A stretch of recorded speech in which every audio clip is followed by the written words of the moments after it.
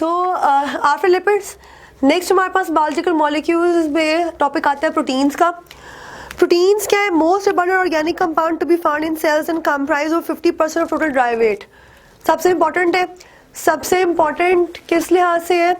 क्योंकि प्रोटीन्स हमारे मसल्स में भी है, प्रोटीन्स हमारे नेल्स में भी है, प्रोटीन हमारे हेयर में भी है। तो चूँकि बॉडी का एक मेजर पोर्शन जो है दैट कंप्राइजेस ऑफ प्रोटीन, तो this is the reason that it constitutes more than 50% of dry weight. Dry weight का मतलब क्या है कि बॉडी में जो आपका लिक्विड यानी कि जो वाटर मटेरियल है उसको निकाल के जो ड्राई मटेरियल रहता है उसमें से 50% जो है दैट कंप्राइजेस ऑफ प्रोटीन। तो प्रोटीन के क्या फंक्शंस हैं? नेक्स्ट पेज 27 में फंक्शन बताए हुए हैं। Many function build up structure of the cell. All enzymes जो है, पहले बात तो कि स्ट्रक्चर ऑफ सेल्स बना रहा है। उसके अलावा जितने भी एंजाइम्स हैं दे आर एक्चुअली प्रोटीन्स।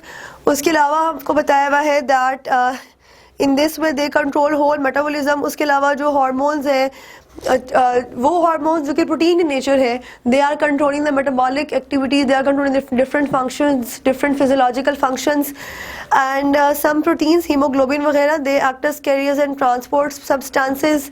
उसके बाद कुछ प्रोटीन्स ऐसे हैं जो कि हमारी इम्यूनिटी में काम कर रहे हैं, लाइक एंटीबॉडीज़। तो उनका एक मेजर रोल है इम्यूनिटी को मेंटेन रखने के लिए, आपकी बॉडी की हेल्दी कंडीशंस को मेंटेन रखने के लिए। And then they defend the body against pathogen, ये इम्यूनिटी वाला ही है। Blood clotting proteins prevent the loss of blood from the body after an injury. जो आपने देखा होगा कि चोट लगती है तो खून जब निकलता है, तो अगर छोटा मोटा जख्म है तो खून निकलना फ़ौरन ही जो है वो थोड़ी देर में जो है वो ख़त्म हो जाता है या वो एक जेल सी अपीयरेंस आ जाती है। That is because of the blood coagulating या ब्लड कोगुलेटिंग प्रोटीन या ब्लड कोगुलेशन प्रोटीन्स। तो वो भी क्या है? प्रोटीन नेचर है। तो दैट मीन्स आपकी बॉडी का जो ब्लड लॉस है दैट इज़ ऑल्सो प्रिवेंटेड। उसके बाद movement of organs and organisms and movement of chromosomes during anaphase of cell division और कॉज्ड बाय प्रोटीन्स। ऑर्गन्स की मूवमेंट एंड ऑर्गेनिजम्स ये तो डेवलपिंग स्टेज की बात है। उसके अलावा जो एनाफेज है माइटोसिस मियोसिस में, उसमें जो क्रोमोसोम्स की एक वो कह सकते हो डिवीजन हो रही होती है, that is also because of the protein. तो ये डिफरेंट फंक्शंस है। प्रोटीन्स जो है यहाँ पर आपको नीचे उसकी कंपोजिशन बताई हुई किस चीज़ के बने होते हैं। तो they are actually polymers of amino acids. Amino acids क्या है? अमाइनो एसिड का जनरल फार्मूला है। जनरल फार्मूला में हमारे पास सेंट्रल कार्बन आता है, क्योंकि कार्बन की वैलेंसी 4 है। तो दिस इज द 4 डिफरेंट सब groups that will be attached with the carbon. हमारे पास एक तरफ जो है वो आर ग्रुप आ जाएगा, एक तरफ अमाइनो ग्रुप है, यहाँ पर हाइड्रोजन है और यहाँ पर हमारे पास कार्बोक्सिल ग्रुप है। So this is a general structure of an amino acid, जिसमें ये जो आर है this is the alkyl chain, ये चेंज होती जाएगी तो अमाइनो एसिड चेंज होता चला जाएगा। तो अब इस आर चेन में ज़रूरी नहीं है CH2 CH2 CH2 या CH2 ही रहे और एंड में CH3। इस आर चेन में जो डिफरेंट हेट्रोजीनस एटम्स हैं, लाइक हेट्रोजीनस एलिमेंट्स हैं, लाइक सल्फर भी आ सकता है। फॉर एग्जांपल ऐसा अमाइनो एसिड जिसमें सल्फर हो उसको हम सिस्टीन कहते हैं, या ऐसा अमाइनो एसिड। अब चूंकि ये तो यहाँ पे तो आर है ना CH2 तो ऐसा नहीं है, बेंजीन रिंग भी अटैच हो सकता है। बेंजीन रिंग अगर अटैच होगा तो उसको हम ट्रिप्टोफैन कह सकते हैं। तो ये चीज़ें बुक में नहीं है, like generally I am telling you, ताकि आप लोगों को जो एक कॉन्सेप्ट बनता चला जाए। तो आर जो है it is not limited to CH2 it could be it is CH2, उसके साथ साथ डिफरेंट चीज़ें जो है डिफरेंट ग्रुप्स और भी आ सकते हैं। अच्छा, उसके बाद बताया हुआ है कि about 170 types of amino acids have been found to occur, लेकिन इसमें से जो 25 प्रोटीन बना रहे हैं। एक्चुअली 170 अमाइनो एसिड्स है, प्रोटीन उसमें से जो है वो सिर्फ 25 बना रहे हैं। और वो प्रोटीन जो कि हमारी बॉडी को रिक्वायर है उनकी कंपोजिशन में बच्चे सिर्फ और सिर्फ 20 अमाइनो एसिड्स जो है दे आर प्रेजेंट या दे आर टेकिंग पार्ट। तो उन 20 अमाइनो एसिड्स के जो है वो किसी ज़माने में नाम भी हुआ करते थे, लेकिन अब आपकी बुक में जो है वो सिर्फ 2 ही अमाइनो एसिड्स को डिस्कस किया हुआ है, जो कि ग्लाइसिन और एलानिन है। तो ग्लाइसिन और एलानिन को हम डिस्कस करेंगे and when they will be combining together. चूँकि 2 अमाइनो एसिड कंबाइन कर रहे हैं तो डेफिनेटली जिस तरह कार्बोहाइड्रेट्स में ग्लाइकोसिडिक लिंकेज था और अपने भी लिपिड्स में पड़ा एस्टर लिंकेज था, तो प्रोटीन में भी कोई ना कोई लिंकेज होगा and that is known as peptide bond या पेप्टाइड लिंकेज। तो हम उसको भी जो है वो डिस्कस करेंगे। इसको जो है वो हम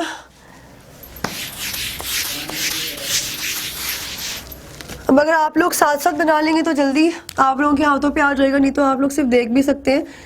पहले हमने बनाना क्या है, हमने पेप्टाइड बॉन्ड शो करना है। और किस तरह शो करना है, अगर हम एलानिन और ग्लाइसिन को कंबाइन कर रहे हैं उसमें क्या होगा, डेफिनेटली हमने पहले 2 अमाइनो एसिड बनाने हैं।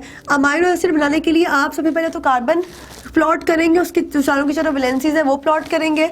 सिमिलरली आपने एक और कार्बन प्लॉट किया, उसकी भी जो है वो 4 वैलेंसीज प्लॉट कर दी और ये जो है वो डेफिनेटली प्लस हो रहे हैं। अब होगा क्या कि आपने यहाँ पर इसके डिफरेंट ग्रुप्स मेंशन करने हैं। यहाँ पे हमने अमाइनो ग्रुप किया, यहाँ पर जो है वो हमने कार्बोक्सिल ग्रुप को प्रेजेंट किया।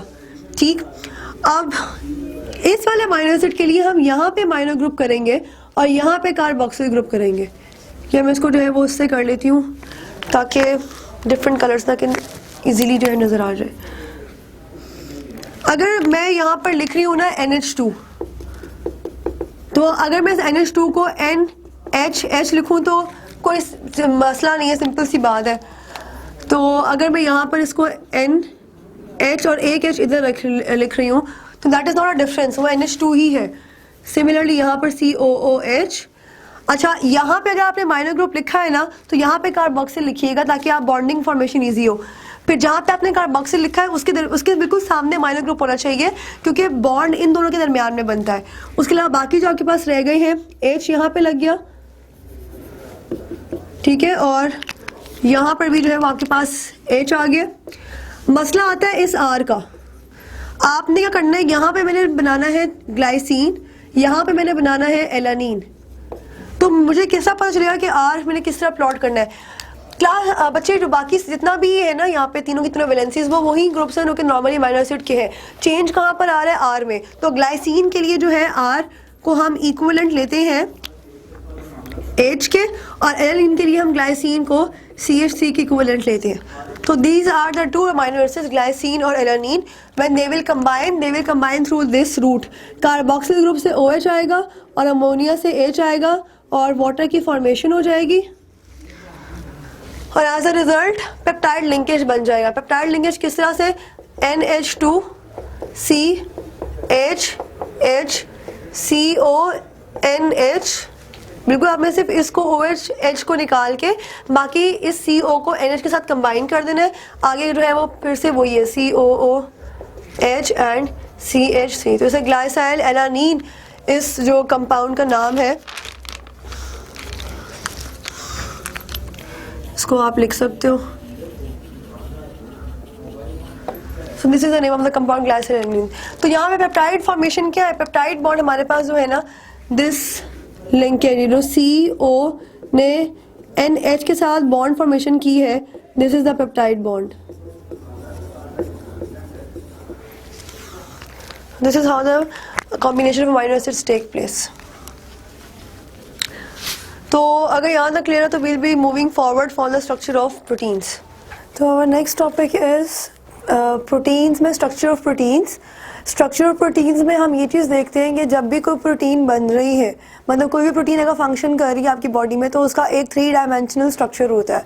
3 डायमेंशनल स्ट्रक्चर जो है वो हर प्रोटीन का डिफरेंट होता है। तो फिर हम ये चीज़ कंक्लूड करते हैं according to its structure and according to its arrangement of molecule कि कौन सा प्रोटीन जो है वो एक्चुअली कौन सा प्रोटीन है, इन अ सेंस कि अगर हम जो है वो देख रहे हैं 3D स्ट्रक्चर को तो it determines the actual identity of protein के प्रोटीन जो है वो कौन सा या किस किस्म का है। Either it is here protein, either it is a blood protein, either it is a muscle protein वगैरह। तो स्ट्रक्चर प्रोटीन्स की जब हम बात करते हैं तो इसमें हमारे पास जो है वो एक ही प्रोटीन का स्ट्रक्चर वो 3 डिफरेंट लेवल्स, 2 डिफरेंट लेवल्स या 4 डिफरेंट लेवल्स पे आ सकता है। मतलब फर्स्ट लेवल जो है ना वो तो हर प्रोटीन में होगा ही होगा। स्ट्रक्चर प्रोटीन में 4 लेवल्स हैं, primary structure, secondary structure, tertiary structure और क्वाटरनरी स्ट्रक्चर। ये चारों जो लेवल्स है ना, एक कोई भी प्रोटीन जब बन रही होती है तो at that time it is on the primary structure, primary stage. Primary stage के बाद कोई भी प्रोटीन प्राइमरी स्टेज पे फंक्शन नहीं करती, then it transfers itself to the secondary structure या टर्शरी में, और कुछ केसेस में क्वाटरनरी में भी वह ट्रांसफ़र हो जाती है। तो पहले तो हम ये चीज़ देखते हैं कि इसकी जो हिस्ट्री थी कि किस तरह से जो है हमें स्ट्रक्चर्स का पता चला। तो there was a scientist F. Sanger उसका नाम था। इसने almost 10 years of its working इसने जो है ये चीज़ फाइंड आउट किया, डिस्कवर की कि 2 प्रोटीन इसने ले लिए, इंसुलिन और हीमोग्लोबिन। तो इंसुलिन सबको पता है डायबिटीज़ में यूज़ होती है, वैसे भी इसका काम जो है वो ग्लूकोज की ब्रेकडाउन होता है। इंसुलिन में उसने कहा कि 51 अमाइनो एसिड्स कंबाइन हुए होते हैं जो कि दो डिफरेंट आप कह सकते हैं लेयर्स में या दो डिफरेंट चेन्स में कंबाइन होते हैं, जिसमें अल्फ़ा और बीटा चेन होती है। अल्फ़ा चेन में उसने कहा दैट इट इज़ ऑलमोस्ट 21 और बीटा में जो है वो 30 अमाइनो एसिड्स जो है दे आर प्रेजेंट। अच्छा, और फिर वो जो एक दूसरे के साथ अगर अटैच्ड है, एक दूसरे के साथ अट्रैक्टेड है, तो they are attracted because of the hydrogen bonding. तो ये जो है वो उसकी पहली इम्पॉर्टेंट डिस्कवरी है। उसी तरह से सेकेंड हमारे पास प्रोटीन है हीमोग्लोबिन। अब हीमोग्लोबिन की अगर बात की जाए तो haemoglobin is comparatively a complex protein. तो हीमोग्लोबिन में दो आपने पढ़ी है, इंसुलिन में हीमोग्लोबिन में 4 आ जाती हैं, 2 अल्फ़ा और 2 जो है वो बीटा चेन्स आ जाती हैं। टोटल इसके अंदर जो अमाइनो एसिड्स हैं दे आर 574 और 574 में से 141 इन ईच अल्फ़ा चेन और 146 इन ईच बीटा चेन। तो ये जो चारों के चारों chains when they will combine तो they will form complete structure of hemoglobin. तो हीमोग्लोबिन जो है ना, मतलब चूंकि बड़ा है मॉलिक्यूल, प्रोटीन ब्लड प्रोटीन है, फंक्शन भी इसका जो है वो कॉम्प्लेक्स होता है, ज़्यादा होता है। So we say that haemoglobin is a complex molecule that is comprising of 4 different chains of amino acid. Different तो नहीं कह सकते हो बिकॉज 2 अल्फा चेन जो है they are similar in structure, 2 beta chain they are similar in structure but they are double, या अपने number में जो है वो ज़्यादा है। उसके बाद हमें जो है वो बताया हुआ इन page on page 29 that there are 10,000 protein in human body which are composed of unique and specific arrangements of amino acids, जिसमें 20 types of amino acids हैं, they are involved in the आप कह सकते हो मैन्युफैक्चरिंग ऑफ एवरी प्रोटीन जो भी हमारी living organism में मौजूद है। फिर एक एग्जांपल है कि अगर इन अल्फ़ा या बीटा चेन जितनी भी पूरी की पूरी चेन है, अगर हम सपोज अल्फ़ा चेन को ही ले लें 141 अमाइनो एसिड्स है या बीटा चेन में 146 अमाइनो एसिड्स है, तो अगर इनमें से कोई भी एक अमाइनो एसिड अगर गलत है या वो अपनी जगह पे मौजूद नहीं है या उसकी जगह पे कोई और अमाइनो एसिड आ गया है, तो जो टोटल फंक्शन है of the protein that is altered and that में लीड टू अ डिजीज़। वो ख़त्म हो जाता है फंक्शन और उसकी वजह से कोई ना कोई डिजीज़ भी हो सकता है, वो सीरियस डिजीज़ भी हो सकता है और वो फैटल भी हो सकता है। तो this was about the primary structure में अब क्या हो गया है कि प्राइमरी स्ट्रक्चर में एक्चुअली अमाइनो एसिड सिर्फ लीनियर अरेंजमेंट शो करते हैं। लीनियर अरेंजमेंट लाइक दिस कि अमाइनो एसिड्स जो हैं they will combine with each other to form long chain. तो वो कॉम्बिनेशन जो शो करेंगे that is primary structure. Simply जो है they will arrange in a chain structure और उसे जो है वो हम प्राइमरी स्ट्रक्चर कहते हैं। तो प्राइमरी स्ट्रक्चर पे कोई भी प्रोटीन नहीं रहती, मतलब ये कि अगर आप किसी भी प्रोटीन को फंक्शन करते हुए देखोगे तो it's not on its primary structure, वो या तो सेकेंडरी पे होगी या टर्शरी पे होगी और इन सम केसेस वो क्वाटरनरी स्ट्रक्चर पर मौजूद होती है। तो अब हम देख लेते हैं दैट अगर आप इसमें जो है वो सेकेंडरी स्ट्रक्चर देखें, सेकेंडरी स्ट्रक्चर से पहले जो एक अल्फ़ा चेन या बीटा चेन है हीमोग्लोबिन की, इसमें एक एग्जांपल दी हुई है सिकल सेल एनीमिया।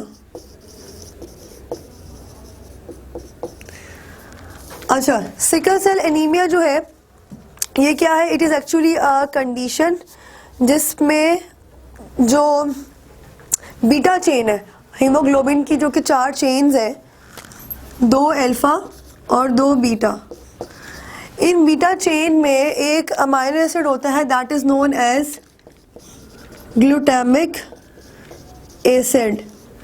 अगर ये ग्लूटामिक एसिड बीटा चेन में ना मौजूद हो और इसकी जगह पर आकर वैलिन लग जाए तो हम कहते हैं that the patient is suffering from sickle cell anaemia. अच्छा, अब सिकल सेल एनीमिया क्या होता है? इसमें ना जो रेड ब्लड सेल्स होते हैं उसकी शेप सिकल टाइप यानी कि पॉइंटेड हो जाती है, लाइक दिस, इस तरह की कॉर्नर्ड हो जाते हैं, ठीक है, लाइक दिस। और फिर उसमें क्या होता है, when these type of red blood cells will pass through the capillaries, जब वो कैपिलरी से पास थ्रू करेंगे तो ऑब्वियसली जो उनके एजेस हैं ये कैपिलरीज को डिस्ट्रॉय करेंगे, कैपिलरीज जो है वो ख़राब हो सकती हैं, कैपिलरीज जो है उनकी लासिटी इफेक्ट हो सकती है, या उनके अंदर जो है वो एक रप्चर हो सकता है, और definitely that can lead to haemorrhage as well. तो ये जो है वो एक कंडीशन है सिकल सेल एनीमिया, जिसमें सिर्फ और सिर्फ आप देख सकते हो कि सिर्फ एक अमाइनो एसिड का चेंज हुआ है, that has led to normal red blood cells to sickle cell red blood cells, sickle shaped red blood cells, जिसकी वजह से जो है वो इतना बड़ा आप कह सकते हो एरर आ जाता है, and that may prove fatal as well। तो अब जो है हम इसके बाद सेकेंडरी स्ट्रक्चर पे चलते हैं। सेकेंडरी स्ट्रक्चर में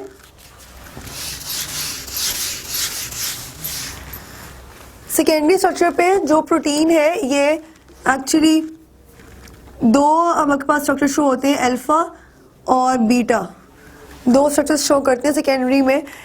जब एक प्रोटीन है और वो कॉइलिंग शो करेगी, कॉइलिंग आप कह सकते हो, मतलब कॉइलिंग होती है like in a helix formation, तो हम उसे कहते हैं that it is alpha helix. Alpha helix, helix like मतलब एक सीढ़ियों की तरह जो है वो उसकी अरेंजमेंट हो जाती है।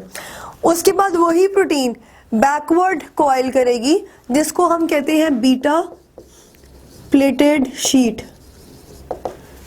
तो जब वो बैकवर्ड कॉइल करेगी अल्फा और बीटा हेलिक्स के बाद, अब प्रोटीन जो कि पहले स्ट्रेट चेन थी, now it will become somewhat like this, यानी कि स्प्रिंग लाइक सी अरेंजमेंट हो जाएगी उसकी। उसके बाद आ जाते हैं टर्शरी स्ट्रक्चर पे। टर्शरी स्ट्रक्चर में हमारे पास जो है वो एक जो प्रोटीन है आफ्टर द सेकेंडरी स्ट्रक्चर, अच्छा कुछ प्रोटीन सेकेंडरी स्ट्रक्चर पे ही फंक्शन करती है, ज़रूरी नहीं है वो टर्शरी में जाए, लेकिन अगर वो टर्शरी में जा रही हैं कोई प्रोटीन्स, तो टर्शरी स्ट्रक्चर में क्या होता है, there is a globular arrangement, globe like 3 dimensional arrangement हो जाती है, और 3 डायमेंशनल अरेंजमेंट के नतीजे में वो जो एक प्रोटीन है वो उसका ग्लोबुलर सा स्ट्रक्चर हो जाता है, ग्लोब्यूल सा वो बन जाता है, and you can easily identify that which protein is globular in nature because of its big mass या big volume आप कह सकते हैं। उसके बाद आ जाता है हमारे पास टर्शरी हो गया, उसके बाद है क्वाटनरी स्ट्रक्चर। टर्शरी को ना बुक में डबल कॉइल्ड भी किया हुआ है, डबल कॉइल्ड भी कह सकते हो आप, जस्ट टू रिमेम्बर। फिर आ जाता है हमारे पास क्वाटनरी स्ट्रक्चर। क्वाटनरी स्ट्रक्चर में प्रोटीन जो है अगर उसकी एक्स्ट्रा 3 डायमेंशनल मॉलिक्यूलर अरेंजमेंट है तो हम कहते हैं कि it is quaternary structure. Quaternary मतलब greater globular arrangement than the tertiary stage, tertiary stage से भी ज़्यादा ग्लोबुलर अरेंजमेंट होगी, तो we call it on the quaternary stage. और क्वाटनरी स्टेज में जो है वो हमारे पास एग्जाम्पल एक फोर्स बताई हुई है, highly complex proteins polypeptide tertiary chains are aggregated and held together by hydrophobic interactions। तो यहाँ पे वर्ड याद रखना है, हाइड्रोफोबिक यूज हुआ है, बच्चे ना इसको हाइड्रोजन बॉन्डिंग से भी कंफ्यूज कर देते हैं। तो हाइड्रोफोबिक मतलब ऐसी interactions which are actually water insoluble type interactions. इसी तरह टर्शरी में इंटरेक्शंस भी दी हुई हैं, इनका नाम आयनिक हाइड्रोजन और डाइसल्फाइड है। ये ionic bond, hydrogen bond, disulphide bonds जो है ना, ये भी आपने याद रखने हैं for short question point of view. आपसे पूछ सकते हैं examiner that what are the forces involved in the tertiary structure of a protein, तो आप तीनों सिंपल नाम दे दोगे, आयनिक, हाइड्रोजन बॉन्ड और डाइसल्फाइड ब्रिजेस। या डाइसल्फाइड बॉन्डिंग एक ही बात है। उसके बाद आ जाता है जी स्ट्रक्चर के बाद हमारे पास है क्लासिफिकेशन।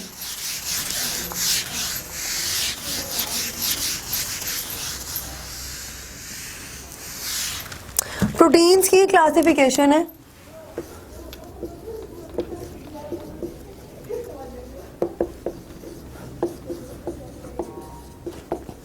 दो तरह के उसने प्रोटीन्स को ग्रुप में डिवाइड किया हुआ है, वो दो हैं। पहला तो ग्लोबुलर प्रोटीन्स और उसके बाद है फाइब्रस प्रोटीन्स। अब जो ग्लोबुलर फाइब्रस प्रोटीन्स है ना, कि दोनों आपकी बुक में point two point comparison wise लिखे हुए हैं, लेकिन ऑब्वियसली मैं फिर भी बता दूंगी।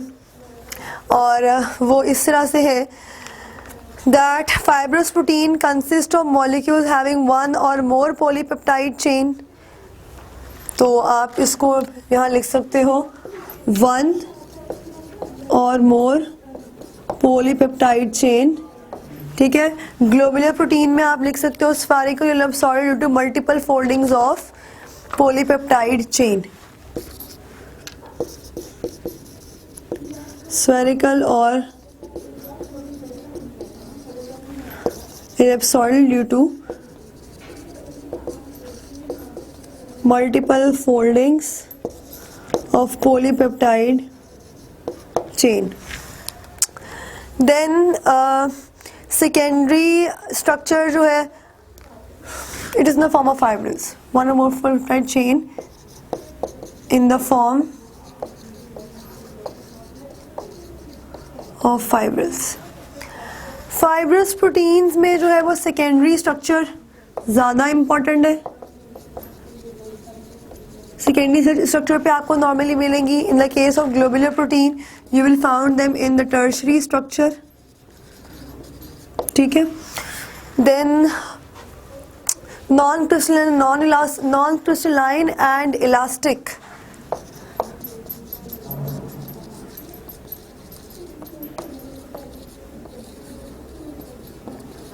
और ये जो है दीज आर क्रिस्टलाइन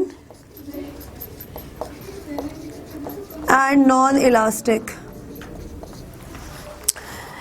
सिमिलरली इनका फंक्शन है they perform structural roles in cells and organisms and they are soluble in aqueous media. Globular proteins, पहले इनके सॉल्युबिलिटी डिस्कस कर लेते हैं। That soluble in aqueous media, these are insoluble.